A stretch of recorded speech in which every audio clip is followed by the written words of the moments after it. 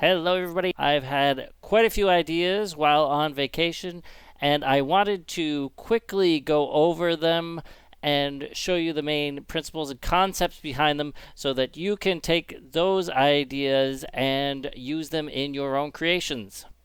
Start with in this video, I want to show you some droid arm and wedge techniques. This first one is a curve which is formed using those straight droid arms, which are connected to bars on either side, and then there's a hinge in the middle. When you line that all up and use the wedges to kind of hide the gap in between the plates, it creates that gentle curve. And this is really a great technique because you can make that curve pretty much whatever radius you want just by extending the hinge in the middle.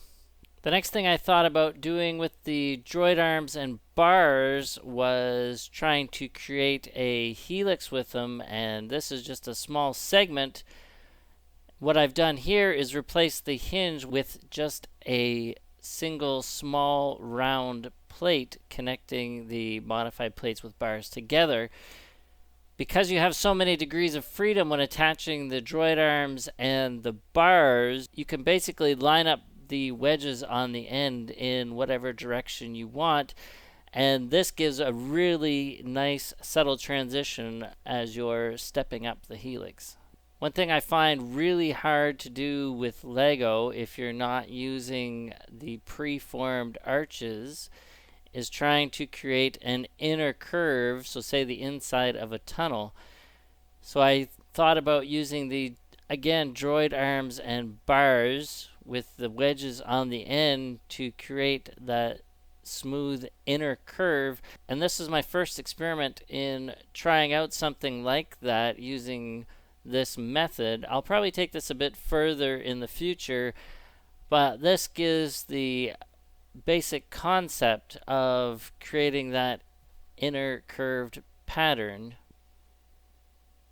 So the reason I started looking at droid arms and bars and wedges was because I wanted to create a conical roof, and there's really no easy way to do that in Lego without using, again, preformed pieces. So I wanted to try to come up with something that I could manipulate and create different angles, and this was the first concept doing that. Because we have so many degrees of freedom, I was able to lift the droid arms up a bit and finesse everything in the angles that I wanted. Although this one left a bit of a gap, which I wasn't really pleased with. So I took what I had here and went to the next phase. This is the first conical roof section I did, and to get rid of those gaps I mentioned, I used some 1x2 panels, and that covered up the gap quite nicely.